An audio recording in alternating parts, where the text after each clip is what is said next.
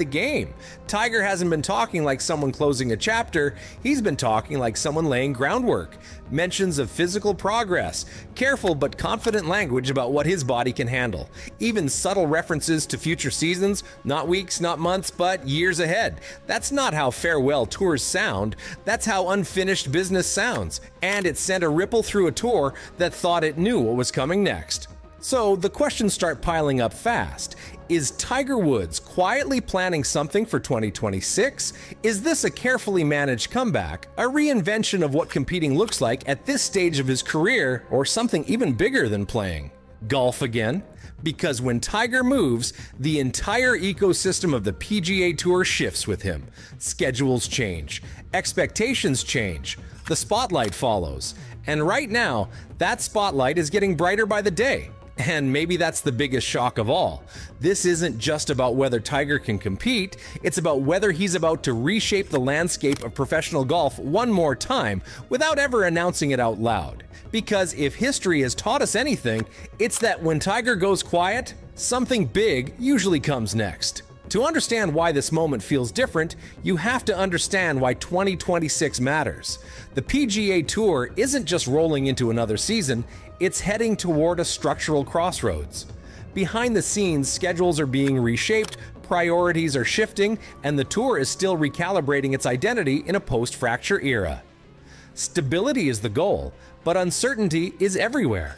And historically, moments like this are when the biggest figures carry the most weight, especially one figure in particular.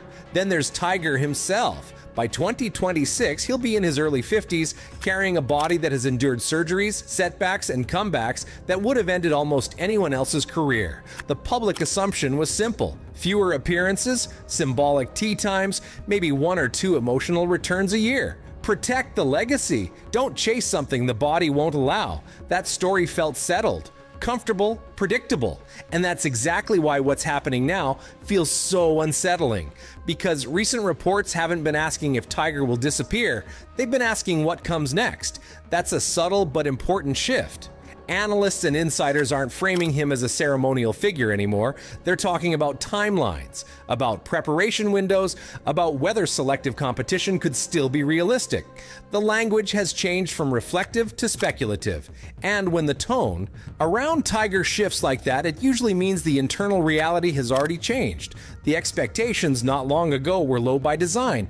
Fans were told to be grateful for whatever they got, a major appearance here, a special event there, maybe a farewell moment everyone could agree on. Tiger is a symbol, not a threat. That narrative protected everyone, from the tour to Tiger himself. But it also quietly closed the door on ambition.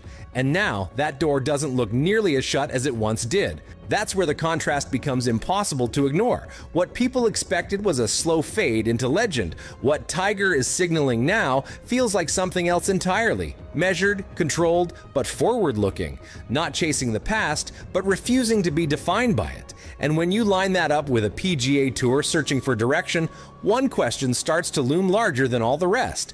What happens if Tiger isn't done shaping the future yet? It started quietly, as these things usually do, not with a press conference or a dramatic announcement, but with sightings and subtle confirmations. Tiger Woods swinging a club again, not symbolically, not cautiously, but with intent. After a long absence defined by injury setbacks and guarded optimism, footage and reports began to surface showing real progress. Balance looked steadier. Speed looked closer to vintage than expected. For a player whose health updates are usually wrapped in caution, this felt different. And that difference raised eyebrows. Then came the equipment talk, and that's where things really escalated. Tiger has never been someone who speaks casually about distance or ball speed, especially not at this stage of his career. Yet suddenly there were claims, carefully worded but unmistakable, about gains, about efficiency, about the body responding better than anticipated.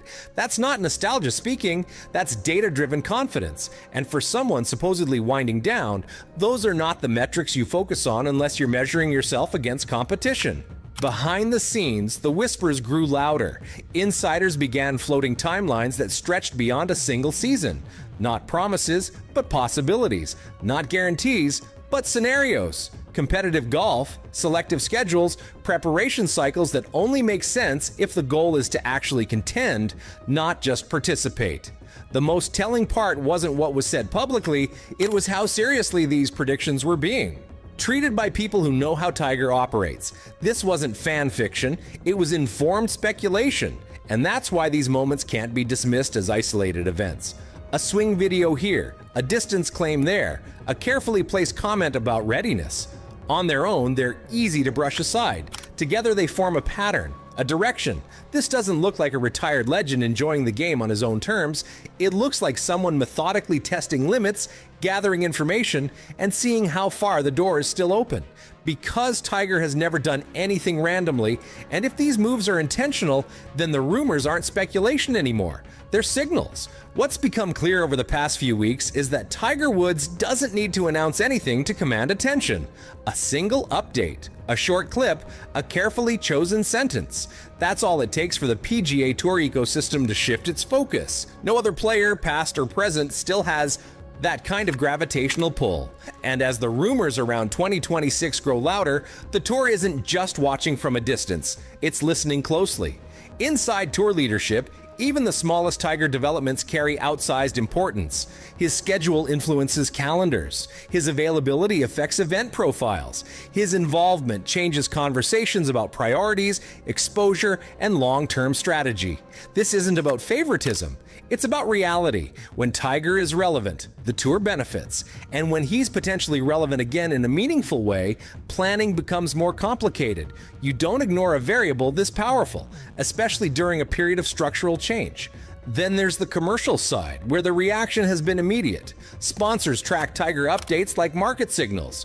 Television partners know exactly what his presence does to ratings. Social engagement spikes the moment his name trends for the right reasons. Even speculative headlines outperform confirmed results from current stars. That's not a knock on today's elite. It's a reminder of how singular Tiger's impact still is. Attention follows him instinctively, and the tour knows it. Compare that to the modern landscape. The PGA Tour has talent everywhere. Major winners, consistent champions, compelling personalities, but none of them reshape priorities overnight. None of them cause contingency planning with a single rumor. Tiger does, because his return isn't just about competition, it's about narrative, relevance, and momentum. He doesn't join the story, he becomes the story. And that's where the tension really sets in, because the tour now faces a question it didn't expect to revisit this soon. If Tiger is coming back in any form, what does that actually look like? Is he a selective contender, choosing moments carefully, a part-time competitor who still changes the balance of events, or something even more influential, a power broker shaping the future? From within, the answer isn't clear yet. But the fact that the question is being asked again tells you everything you need to know. At this point, the path ahead for Tiger Woods no longer feels singular. It feels layered. One possibility is a limited competitive return. Carefully chosen events, controlled preparation, and realistic expectations. Not a full season grind, but meaningful golf on his terms. Another path points towards selective major appearances where experience, course knowledge, and mental strength still matter more than volume. These aren't farewell gestures. They're calculated choices, and that alone changes how we view what comes next. Then there's the option that might matter most in the long run, a strategic role that goes beyond scorecards and leaderboards. Tiger has already shown he's willing to shape the tour from behind the scenes, influencing structure, direction, and stability during a turbulent era. If he chooses to combine selective competition with quiet authority, his impact could extend far beyond his own results. That wouldn't be a comeback in the traditional sense, it would be an evolution, and evolutions tend to last longer than moments.